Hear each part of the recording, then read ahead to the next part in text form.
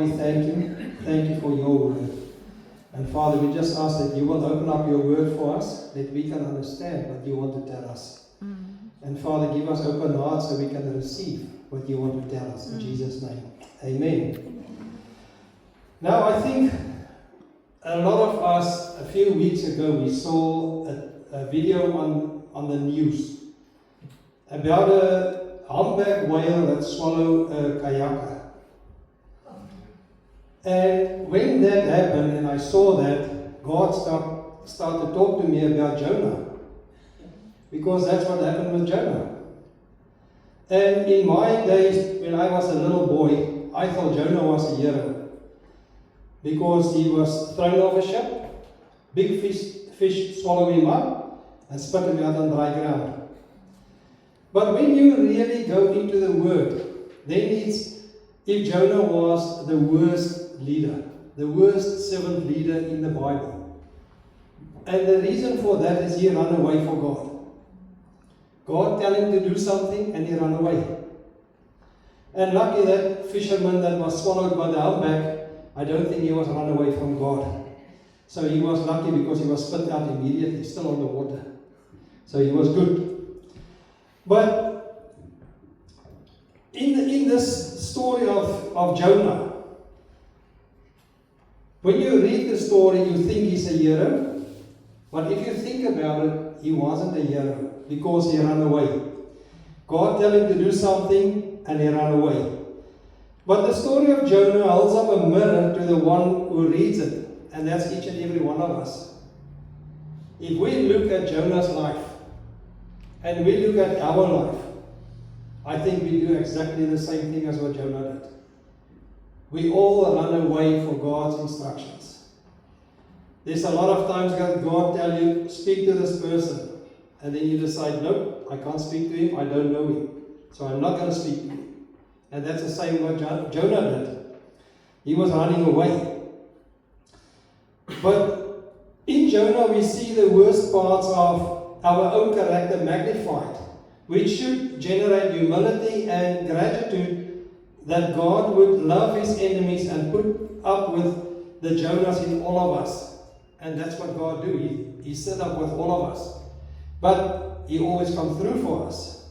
But in the story of Jonah, we will look for 7 leadership principles we can apply today, which are often directed opposed to what Jonah actually did. Now we all know God telling him you have to go to Nineveh, to go and preach the word to Nineveh.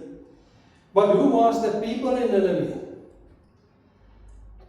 But Nineveh was the capital of the Assyrian Empire, and most people in Israel considered the Assyrians to be their enemy. So the Israelites don't like the Ninevites. So the Assyrians were a brutal people who conquered other nations, and Israel was right to fear them. A few decades after the story of Jonah, the Assyrians would be the ones to wipe out the kingdom of Israel. And I think that's why they hate them. If you were to put yourself in Jonah's shoes, imagine being an advisor to the king of Israel. Jonah undoubtedly had a comfortable life. And like most Israelites, he did not like the Assyrians. So when God called him to go and preach to the city of Nineveh, Jonah was outraged. Instead of obeying, he made a run for it. Which brings us to the first point that I've got for the principle servant leadership. So the first one is obey God's voice quickly. So in Jonah 1 verse 1 to 3, the word of the Lord came to Jonah, son of Amittai. Go to the great city of Nineveh and preach against it, because its wickedness has come up before me. But Jonah ran away from the Lord and headed for Tarsus. He went down to Joppa, where he found a ship bound for that port. After paying the fare, he went aboard and sailed for Tarshish to flee from the Lord. Now God gave Jonah a clear command.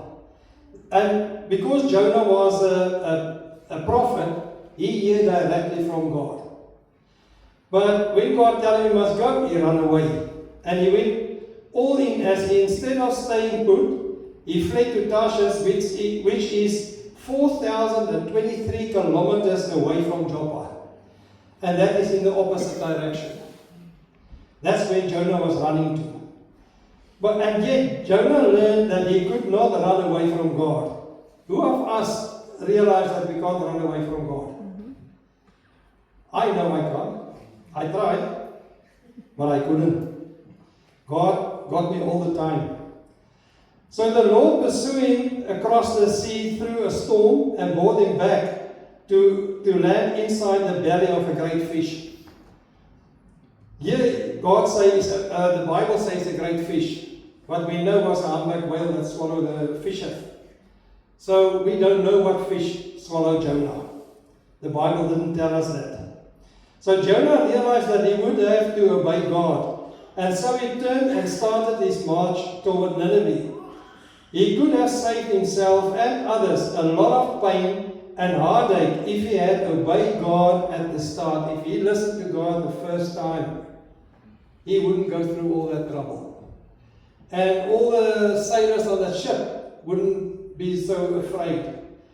So he could have saved them a lot of problems. And then number 2, obey God's voice with a joyful heart. Although Jonah finally chooses to obey God, he doesn't exactly do it with a joyful heart. He still hates Nineveh and doesn't want them to be saved. He begrudgingly wandered into the city and then in Jonah 3 verse 4 proceed to give the worst sermon in the Bible ever. Because Jonah, and we read that in Jonah 3 verse 4, Jonah began by going a day's journey into the city, proclaiming, 40 more days and Nineveh will be overthrown. And that was a sermon. That was it. That's all he said. And I think if I have to give a sermon like that, everybody going to chase me. They won't believe it. But Jonah got it. And he didn't explain, he don't offer hope or grace or nothing. Just a warning that within 40 days, the city of Nineveh will be overthrown. That's all he said to them. And somehow the sermon works. The people repent, and Jonah gets furious with God because Jonah wanted their destruction. Jonah wanted them to be destroyed. He wanted them off the earth because he hated them. But God was graceful. And when God calls us to do something, we should do it with a joyful heart. God wants us to be part of His kingdom and His work of restoration. But if we obey with a sour attitude, we will miss the joy and contentment that comes from obeying Him with joy. So that's what we need to do. We just need to do what God tells us to do. And not grumble about it. Do it with a joyful heart. And we all will have joy. Number 3, anyone can be saved. One of the great ironies of the story of Jonah is that the prophet of God's people never really changes his heart. He don't change his heart. He stays hard-hearted for Nineveh. He don't like them. He stays angry with other people and with God until the end of the story. But we'll get there. Instead, we encounter 2 different, completely lost pagan people groups who change their hearts and demonstrate more righteousness than Jonah. The first is the ship crew that Jonah was sailing with to Tarshish. They did not know the God of Israel, but when Jonah told them about him, he also explained that the only way to stop the storm and survive was to throw him overboard. I won't tell them that, because you're going to drown. But God got better plans. God knows what He's doing. So the crew came to fear God and did everything they could to prevent ending Jonah's life. Here's how it unfolds in Jonah 1 verse 13 to 16. Instead, the men did their best to row back to land, but they could not, for the sea grew even wilder than before. Then they cried out to the Lord, "Please, Lord, do not let us die for taking this man's life. Do not hold us accountable for killing an innocent man, for you, Lord, have done as you please." Then they took Jonah and threw him overboard, and the raging sea grew calm. At this, the men greatly feared the Lord, and they offered a sacrifice to the Lord and made vows to him. I will do the same. I will make vows to God. If that happened, that you throw him overboard and all of a sudden the storm is gone, that will be fearful. And so, all right, these people was fearful, and because they didn't know the God of Israel. They aren't the only people who demonstrated heart change. The people of Nineveh repented in a powerful way after hearing Jonah's sermon. Jonah 3 verse 10 says this: when God saw that they did what they did and how they turned from their evil ways, He relented and did not bring on them the destruction He had threatened. And that's a merciful God. People that you want to destroy, they repent, and He don't destroy them. He keeps them safe. And again, these people were not your typical people of peace. No one would expect them to repent and seek after God, but it demonstrates God's power to work in the hearts of others. And that is what we need to realize, that God can work in anybody. So if God tells you to talk to someone and you was fearful of that person, just talk to him, because God is with you. We can and should do our best to preach the gospel, but ultimately we need God to change hearts. We can't.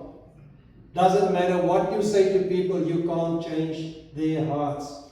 It's only God that can do it. But you need to be close to God and hear exactly what God tells you.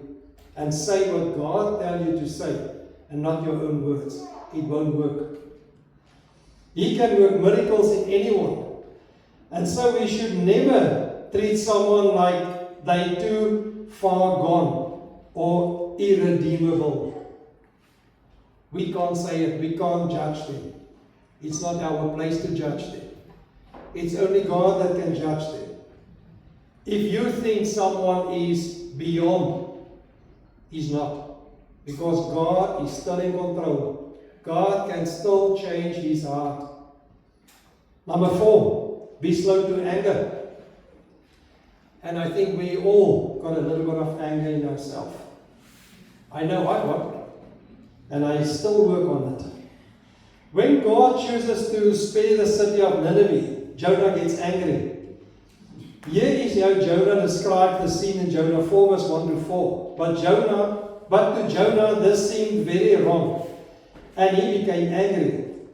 He prayed to the Lord, "Isn't this what I said, Lord, when I was still at home?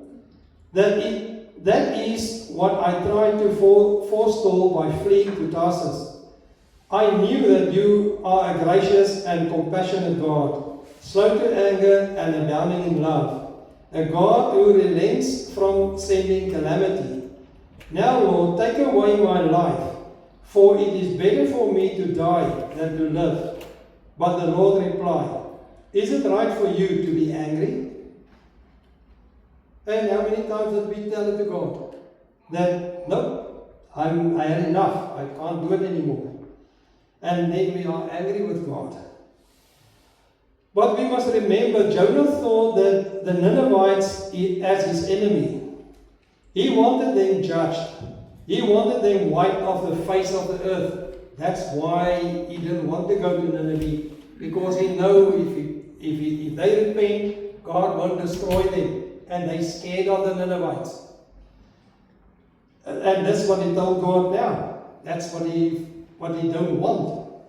But God was good. When God chooses to show mercy, Jonah gets angry with God for being compassionate and abounding in love. He is so angry, in fact, that he asks God to take his life. And I wonder how many of us ask God at a stage to take our life because we're so angry. Maybe I did it as well. I can't remember. God asked Jonah a valid question. Is it right for you to be angry? Jonah doesn't respond, at least at first.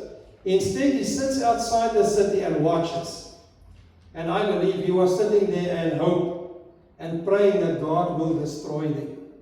And that's why he was sitting outside the city to watch how it's going to unfold. But Jonah becomes uncomfortable because of the heat. But God provides him with a leafy plant that provides shade. This provides some solace for Jonah. Until the next day when God sent a worm and a scorching east wind to destroy the plant. Now, if that happened to you, will you be angry? That all of a sudden, here was this nice plant, you got shade, it was comfortable, and now there's nothing. I think all of us will be angry. And once again, Jonah gets angry. It's kind of irrational anger we have and felt. When things haven't been going our way, but we're holding it together until something trivial goes wrong and we lose our minds. How many times did that happen to us? That you want something to happen a certain way and it didn't. And then we all got angry because of it's not going my way. But God knows why. And maybe we just need to go with what God said. Jonah 4 verse 8 to 9 say this. When the sun arose, God provided the scorching east wind, and the sun blazed on Jonah's head, so that he grew faint. He wanted to die, and said, "It would be better for me to die than to live." But God said to Jonah, "Is it right for you to be angry about the plant?" "It is," he said. I'm so angry, I wish I were dead." So Jonah didn't even plant the tree. And the tree died, and he wanted to be angry about God? Or to God about the tree that died? Because, and at that stage, Jonah can't hold his tongue anymore. He is angry about everything, even things he cannot control. God reminds Jonah that he did not create the plant, and yet he cared deeply for it. And that happened with us as well. We get so angry if the things don't go our way, that we're angry to anybody and everybody and anything and everything. And that is just how we are. So God challenged him by saying, "Should I not have concern for the great city of Nineveh, in which there are more than 120,000 people who cannot tell their right hand from their left, and also many animals?" So God cares about everybody, even the animals. In other words, if Jonah is allowed to care for a plant that he had nothing to do with, shouldn't God be able to care for the city of Nineveh, which contains hundreds of thousands of people and even animals that he created? So God created them so God can care for them. And Jonah don't see it that way. Who is Jonah to challenge God for his mercy on his own creation? The principle for us is this: God is slow to anger and abounding in love.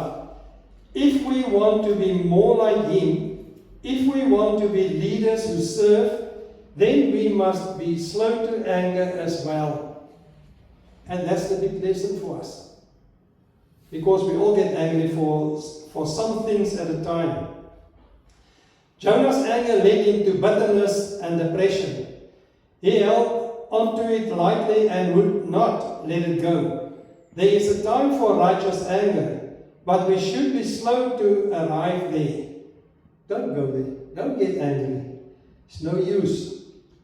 We must remember that God has already shown us tremendous grace and mercy, and therefore we too should be compassionate and quick to show grace. Then number 5, remove the log from your own eye. One of the reasons for Jonah's anger is that he could only see the sin of Nineveh. He could not acknowledge his own sin or the sin of his people, because the people of Nineveh seemed so much worse, and that is how we think as well.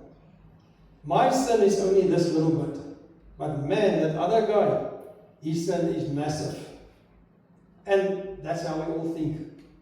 But my sin is just as massive as that guy's sin, because for him he got a little bit of sin, and we got a massive sin. So we need to think about that. And to be clear, Nineveh really was a bad place. Jonah wasn't wrong about this. Nineveh was, man, I can't even think of a place that is so bad. But there was a lot of things happening in Nineveh that wasn't safe for anybody. But it is important to remember that Jonah lived in Israel during a time of economic prosperity and moral depravity. Israel did not have an excuse for their actions in Nineveh. Israel was called to live according to God's standards, not the standards of other nations around them, and we good with this. If this person can do that, why can't I? And we all live that way. That person does something you know is wrong, but if he can do it, I can do it. There's nothing wrong with it because he's a Christian. So then I can do it as well. And Jonah was a prophet in Israel. He could have spent his time and efforts calling Israel to repent and to change. Instead of working to change the culture of Israel for the better, he chose to focus on how awful their enemies were.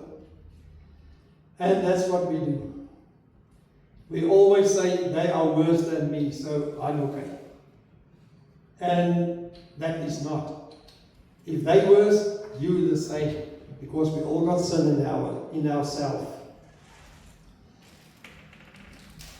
And he was blind to his own sin and the sin of his people. And this sense of self-righteousness left him angry at the mercy of God. As mentioned earlier, the irony of that the deplorable city of Nineveh repents when God calls them out. Israel, however, refuses to change.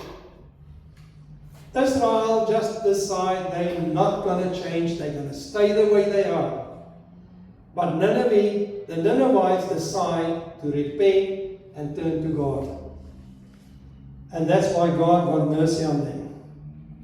They did not see their own sin. They didn't think they needed to repent. They had the wrong standard. That's the Israelites. They got the wrong standard.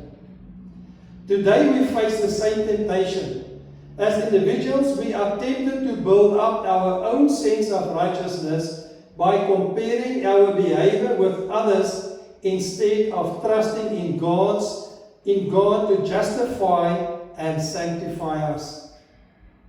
So we compare ourselves to other people. We can't. We need to live on God's standards. The standards that God gave us in His Word. That's where we need to live at.